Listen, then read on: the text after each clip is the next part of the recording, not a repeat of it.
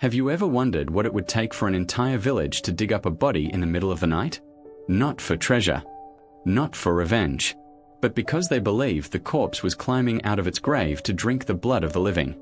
Listen closely until the very last moment, and see if you can decide for yourself, were these people terrified fools, or did they see something real? The story begins not in the shadows of fiction, but in the cold light of fear. Centuries ago, when sickness spread and no cure could be found, people searched for answers anywhere they could. And sometimes, those answers led them to the graveyard. It was a bitter winter night in a small Serbian village, more than 300 years ago. The moon hung low, casting a pale light over the snow. Shadows moved between the houses. People carried torches, shovels, and wooden stakes. No one spoke above a whisper. They reached the churchyard, where the ground was frozen hard. Somewhere under that soil lay Petar Blagojevic, a man who had died only days before. But since his death, 9 villagers had followed him to the grave. They all died suddenly, gasping for breath. Before the end, each swore that Petar had visited them in the night. The villagers feared they knew what was happening. Petar was no longer a man. He was a vampire. They began to dig. The cold bit at their fingers, but fear kept them working. When the coffin was pulled from the earth and opened, a gasp ran through the crowd. Petar's skin looked fresh, his beard seemed longer, and his mouth was wet with blood. It was proof, they thought. He was feeding on them from beyond the grave. What happened next would send shivers across Europe. They drove a stake through his heart. Witnesses swore he screamed and bled before going still. The story spread in official reports, feeding a wave of fear that would last for generations. But here's the shocking part: the villagers weren't crazy. They were wrong, yes, but they had reasons for what they did. Reasons so strange and unsettling, you might think twice before laughing at them. Stay with this story until the end, and you'll discover the hidden truth behind why ordinary people believed in vampires, and why some killed their own friends and family to stop them. You'll also learn a secret about these legends that historians rarely talk about, one that might just change the way you see every vampire tale you've ever heard. The question is, how could such a terrifying belief take hold so deeply? To answer that, we have to step back and see the world as they saw it. 300 years ago, the world was a darker and far more uncertain place. The night was not lit by street lamps. Villagers lay in silence except for the wind, the bark of dogs, or the slow toll of a church bell. When sickness came, there were no hospitals, no antibiotics, no understanding of germs. People watched neighbors grow pale and weak, coughing until blood filled their mouths. Then they died, often within days. To them, death did not always feel like an ending. It felt like a shadow that could linger, reaching out to claim the living. And when tragedy struck a small community, it struck hard. Families lost children, parents, and siblings all at once. Religion offered comfort but also warnings. In many parts of Europe, the church taught that the soul went to heaven, hell, or purgatory. But what if a soul could not rest? Folklore, passed down through fireside stories, said the restless dead might return, not as ghosts, not as harmless spirits, but as hungry creatures, driven by an endless thirst for life itself. The idea of the vampire was not born from one single legend. It grew from many roots. In the Balkans, they spoke of the vampire, a corpse that could leave its grave to feast on the blood of family and neighbors. In Poland, there were tales of the upia. In Greece, the vrykolakas. In each version, the creature was not pale and handsome, as we picture them now. It was bloated, flushed with stolen blood, its eyes bright with hunger. The rules for spotting one varied. Some said animals avoiding a grave was a sign. Others believed that if a dead body did not decay, it was proof of vampirism. Many believed a vampire's victim would soon rise as one too. Fear spread like wildfire when several unexplained deaths happened in a short time. It is important to remember, science was not there to give answers. If a loved one died from tuberculosis, the cause was invisible.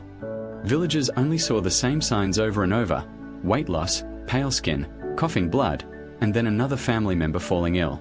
It looked like the dead were somehow feeding on the living. Stories were powerful in these small, close-knit communities, and fear made them even stronger. A single rumor could turn into absolute certainty. If someone claimed they had seen a dead neighbor walking at night, it became truth by morning. No one wanted to be the one who ignored the warning and lost more family. Across Europe, different cultures added their own twists. Some believed vampires could shapeshift into wolves or mist. Others thought they could knock on doors, and the person who answered first would die next. The details changed from place to place, but the heart of the fear was always the same: the dead were not staying dead. In the absence of knowledge, people filled the gaps with stories. And when the stories matched the deaths they saw with their own eyes, belief hardened into action. Digging up a body was not a crime to them. It was protection. It was survival. And it was about to become more than local gossip. One case, in particular, would explode into an international sensation, spreading fear far beyond the small villages where these beliefs had been whispered for centuries. The year was 1725. In the small Serbian village of Kiseljevo, the ground was still frozen from winter when the first man fell ill. He was strong and healthy only days before. Then came the shortness of breath, the fever, and the look of panic in his eyes as he whispered his last words. He said that Petar Blagojevic, a man who had died 9 days earlier, had come to him in the night and tried to strangle him. By the end of the week, 9 people were dead. The symptoms were always the same. Each victim claimed Petar had visited them in the dark. They had no strength left, as if life itself had been drained away. The village was in chaos. People locked their doors at night. Families slept together in the same room, torches burning until dawn. Mothers kept their children inside, whispering prayers and warnings. They believed the vampire would strike again unless something was done. The elders called a meeting.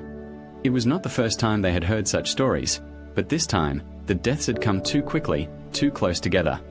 The villagers agreed there was only one way to stop the terror. They would dig up Petar's body. When they opened his grave, what they saw confirmed every fear. Petar's skin was not pale and sunken, as they expected. It looked fresh. His beard appeared longer, as if it had grown after death. His nails seemed sharper. But what horrified them most was the blood.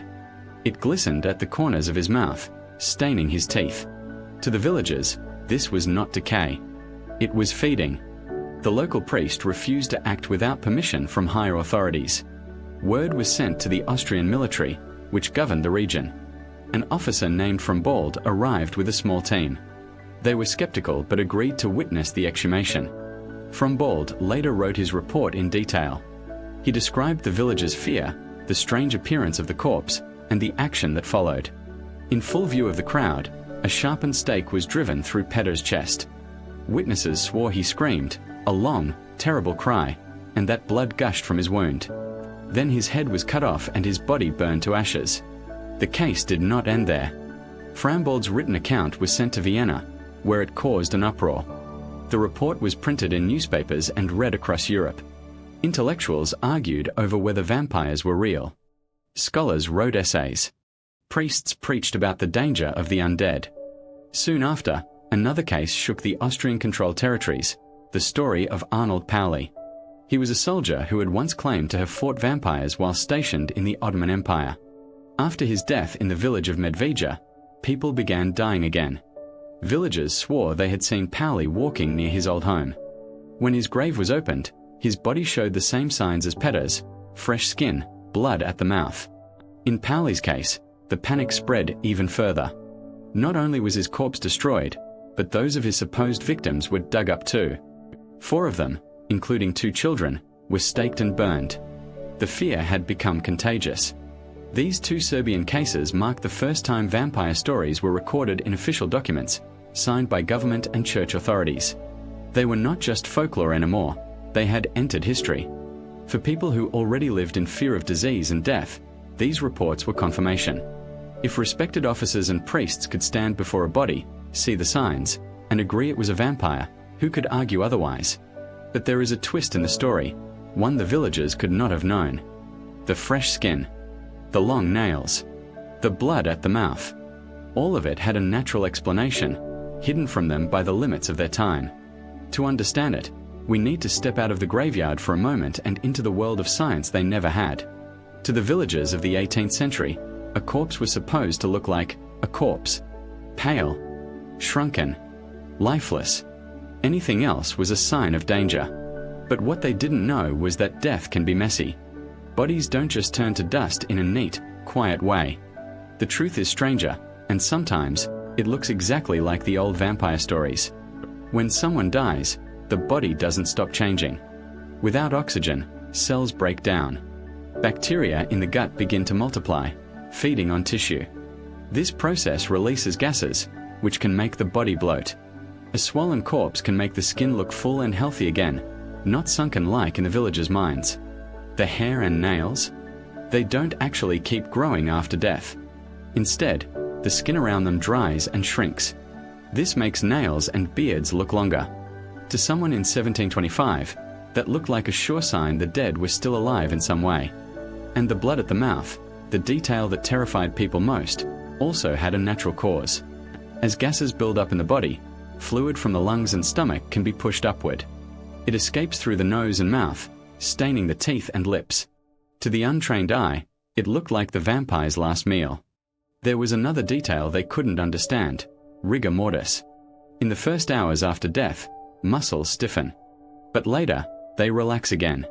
A body exhumed during this stage can feel flexible, even warm, if buried in certain soil. Imagine being a villager who expected a frozen corpse and instead found one that looked as if it could still move. Disease also played its part in the vampire legend.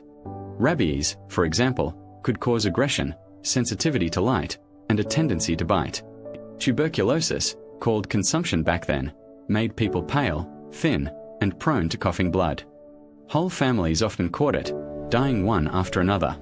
For villagers, it seemed like one person's death led directly to another's, just like a vampire's curse. There was no germ theory, no knowledge of bacteria, viruses, or how they spread. People saw patterns and connected them to what they knew, stories passed down for generations. A neighbor who died suddenly, followed by more deaths in the same family, looked like proof that the dead could kill the living. Even the act of staking a body had an explanation. In a bloated corpse, piercing the chest could release gases with a disturbing sound, like a groan or scream. Add the sight of fluids escaping, and it was all the proof the villagers needed that they had just stopped a vampire mid-feed. To us, these details seem like science. To them, they were horror made real. And once fear took hold, it was not enough to understand the danger, they had to act. That's when belief crossed the line into violence. And it didn't happen only in Serbia. Across Europe, and even across the ocean, whole communities took deadly steps to protect themselves from the undead. Once fear took root, it demanded action. A suspected vampire could not simply be left in the ground. The risk was too great. Every death in the village seemed to add urgency. The first and most common method was staking. Villagers believed driving a wooden stake through the heart would pin the creature to its grave, stopping it from rising. In parts of Eastern Europe, ash wood was the weapon of choice. In others, hawthorn or oak. The stake had to be sharp, driven with force, and often done at night when fear was at its highest. But staking was rarely the end. Many believed the head had to be removed to break the vampire's power completely. Some placed the severed head between the vampire's legs, others buried it away from the body. In Romania, the head might be burned and the ashes scattered in running water. Fire was another weapon. Burning the body left nothing for the vampire's spirit to return to. In some places, only the heart was removed and burned, the ashes mixed with water and drunk as a cure for those believed to be under the vampire spell. It was a grim ritual, but to them it was medicine. Graves were sometimes prepared in ways meant to trap the dead. A suspected vampire might be buried face down, so if it tried to dig out, it would only dig deeper. Others were buried with stones or bricks in their mouths to block feeding. In Poland, archaeologists have found skeletons with sickles placed across their necks, so if the corpse sat up, it would decapitate itself. These acts were not done in secret. They were public, community events. Neighbors gathered in the graveyard, each watching to make sure the ritual was done properly. Some came out of fear, others out of curiosity, and some because they had lost someone and wanted revenge. History gives us many examples. In 17th century Venice, workers clearing mass graves during a plague outbreak found a skull with a brick forced into its mouth. They believed it was the grave of a plague vampire, a corpse thought to spread disease by chewing through its shroud and sending death into the air. In Bulgaria, a skeleton was found with an iron rod driven through its chest. In Slovakia, several graves from the Middle Ages showed bodies weighed down by heavy stones, perhaps to stop them from walking at night. But these rituals were not limited to Europe.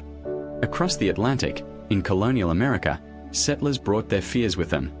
In the isolated farmlands of New England, where winters were harsh and disease could wipe out families, the vampire belief found new life.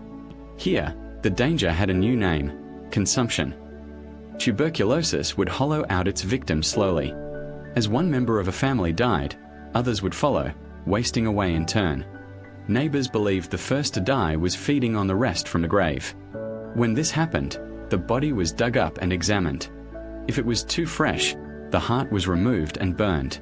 These acts were done not out of cruelty, but out of a desperate desire to survive. To the people performing them, they were protecting their families. In a world without science, without answers, this was their defense against the unknown. And perhaps the most famous of these cases, one that happened not in a medieval village but in the modern United States, would shock the world. It happened in 1892, in a quiet town in Rhode Island. The victim was a young woman named Mercy Brown. Her story would become the last great vampire panic in America, and it would show how deeply the old fear could cling, even in a time of railroads, newspapers, and electric light. The winter of 1892 in Exeter, Rhode Island, was the kind that bit through every layer of clothing.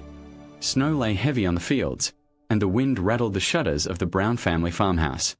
Inside, sorrow hung heavier than the cold. Consumption, what doctors now call tuberculosis, had already claimed George Brown's wife, Mary, years earlier. Then it took his eldest daughter, Mary Olive. His only son, Edwin, was wasting away, pale and coughing blood. And now, his younger daughter, Mercy, had died as well. She was just 19. To neighbors, this was no coincidence. They had seen it before. One family member dies, then another, then another. The living grow weaker, as though something is feeding on them from the grave. Word spread quickly. People began to whisper that one of the dead Browns was not truly dead. A vampire was feeding on Edwin's life. And if they didn't stop it, he would be next. George Brown was no believer in such things. But his neighbors insisted. The idea took root. Finally, pressured by the community, he agreed to let them examine the bodies. It was March when the group set out for the family plot. The ground was still hard from the cold. They dug first into the graves of Mary and Mary Olive. Both women were nothing but bones, proof, to the villagers, that they had truly passed on. Then they opened Mercy's grave. She had been buried in a crypt above ground because the frozen earth made digging impossible when she died. And because she had been in the cold for weeks, her body was remarkably well preserved. Her face looked almost alive. Her cheeks still had color. When they cut into her chest, they found blood in her heart. To the onlookers, this was the proof they needed. Mercy was the vampire. She had been feeding on Edwin from beyond the grave. They acted quickly. Mercy's heart and liver were cut out and burned on a nearby rock. The ashes were mixed with water and given to Edwin to drink, a cure, they believed, that would break the vampire's hold. It didn't work. Edwin died 2 months later. But the story of Mercy Brown did not fade. Newspapers across America printed the tale, some mocking it, others treating it as a curious mystery. Reporters from as far away as London wrote about the vampire of Rhode Island. To us, the explanation is simple. Mercy's body had been kept in freezing conditions, slowing decay. The blood in her heart was a normal result of the body's natural processes. But to the people of Exeter, these signs were impossible to explain without the old stories. Mercy's case was one of the last well-documented vampire panics in the United States. It happened in an age of trains, telegraphs, and printed books. But it showed how deep fear can run, and how old beliefs can survive when science feels distant and death feels close. By the end of the 19th century, tuberculosis was better understood, and the vampire killings faded into history. Yet the idea never truly died. It shifted, leaving the graveyards of Europe and America and finding a new home in books, plays, and later, films. But the question remains, why did people believe so strongly in something so frightening, even when the evidence could be explained? To answer that, we have to look deeper into the human mind, into the needs and fears that make myths like the vampire so powerful. It is easy, from the safety of the present, to laugh at the idea of vampires. But belief in them was not born from simple ignorance. It grew from something deeper: fear, grief, and the desperate need for control. Death was everywhere in the past. In many villages, life expectancy was short. Disease could take half a family in a single winter. Medicine, if it existed at all, was a mix of guesswork and tradition. When a loved one died, the reasons were often a mystery. People needed explanations, and stories about vampires gave them one. The vampire was not just a monster. It was a way to explain patterns of death. If several people in one family died close together, it made sense, in their eyes, to think one of them was still somehow causing the others to die. The undead theory was easier to understand than invisible germs. There was also the strange reality of what happens to the body after death. In the first days after burial, corpses can appear to grow nails and hair as the skin shrinks. Gases in the body can make it bloat, even produce sounds when disturbed, noises that could be mistaken for moans. In colder weather, the body might not decay quickly, leaving it looking alive weeks later. To someone without modern science, these signs were not just unsettling. They were proof. If the corpse looked fresh and the heart still held blood, how could they believe it was truly gone? Fear alone wasn't the only fuel. Belief in vampires also served a social purpose.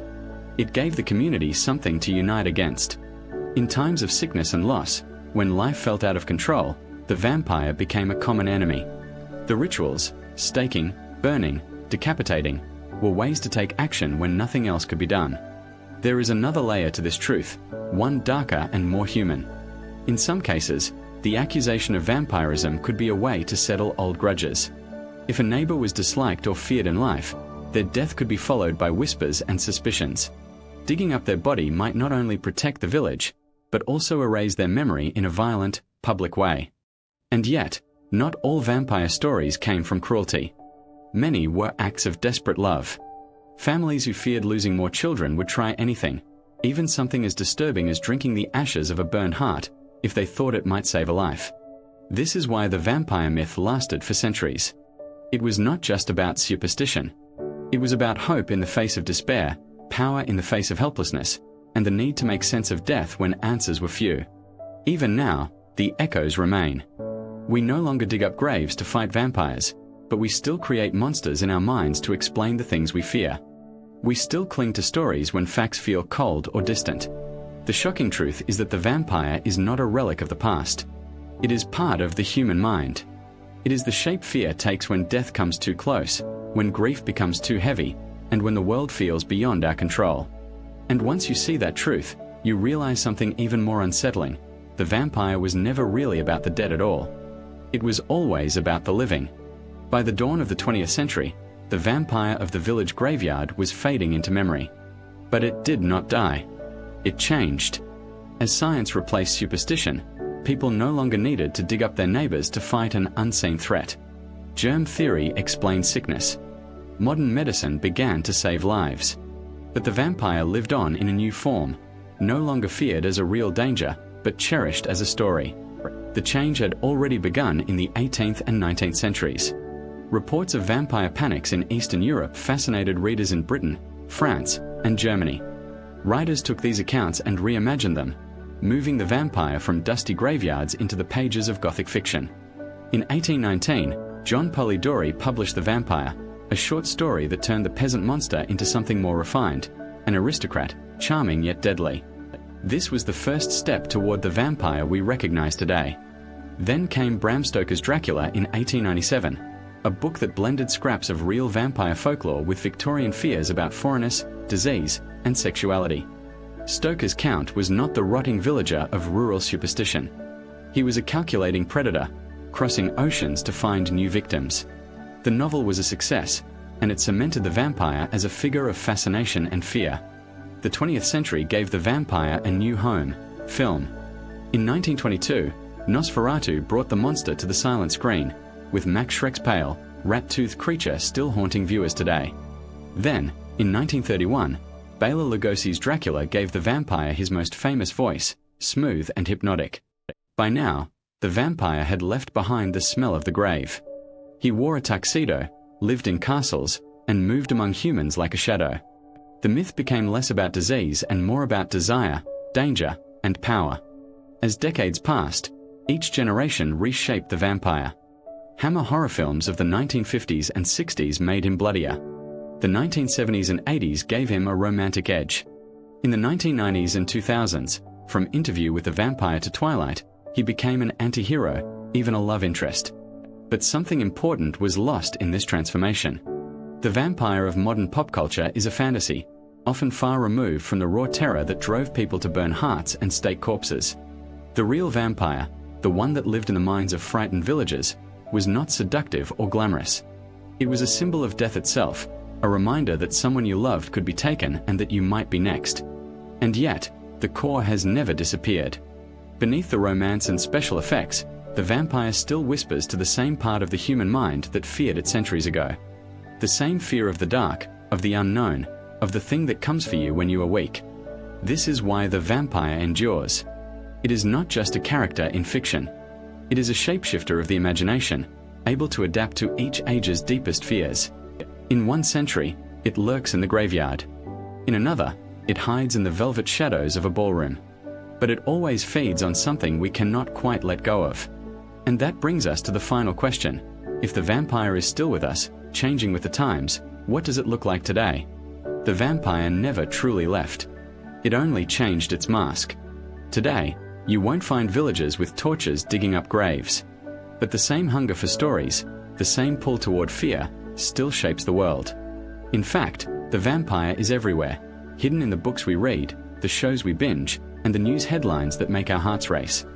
Modern vampires come in many forms. In fiction, they sparkle under the sun, lead biker gangs, or brood in shadowy apartments. Some rule cities in secret. Others fight against their own hunger, seeking redemption. But outside the page and screen, the vampire has taken on symbolic forms. The predator who drains others for power, the sickness that spreads unseen, the influence that creeps into our lives without us noticing. Urban legends keep the old pulse beating. In some parts of the world, whispers still tell of blood-drinking creatures in remote villages. In 2004, in Malawi, fear of bloodsuckers led to riots. In 2016, in rural Mozambique, mobs hunted suspected vampires. These events are rare, but they prove the legend still has teeth. Science explains what our ancestors could not, but explanation does not always kill belief. Fear is stubborn. When tragedy strikes, people still search for patterns, for someone or something to blame. If not vampires, then it's another kind of monster, one that fits the fears of our age. Psychologists say the vampire survives because it speaks to primal truths. It is about survival and vulnerability. It is about the way life feeds on life. It is about the fear of being consumed by another person, by time, by death itself. These truths do not vanish with progress. They simply wear new shapes. And so the vampire remains a mirror. It shows us our darkest anxieties, whether we choose to laugh at it, fear it, or fall in love with it. Each time the legend returns, it asks the same question: what are you afraid of now? Maybe that is why, even knowing the science, even understanding the history, the old stories still make the skin crawl. We can watch Dracula 100 times, we can see the makeup and the fake blood, and still, when the lights go out, a small part of us listens for a knock at the window. Because deep down, we remember, once, not so long ago, people wept and swore that their dead were not dead at all. And they were willing to open the grave to prove it. So the next time you hear the word vampire, think about what it really means. Not just a pale face in a black cloak, but a reflection of our oldest fears. A reminder that monsters live in the mind long before they ever walk in the night. And perhaps, in that sense, the vampire will never die. If this story left you thinking about the shadows in history, and the ones that still follow us today, share your thoughts in the comments. Do you think our ancestors were only victims of fear, or did they know something we've forgotten?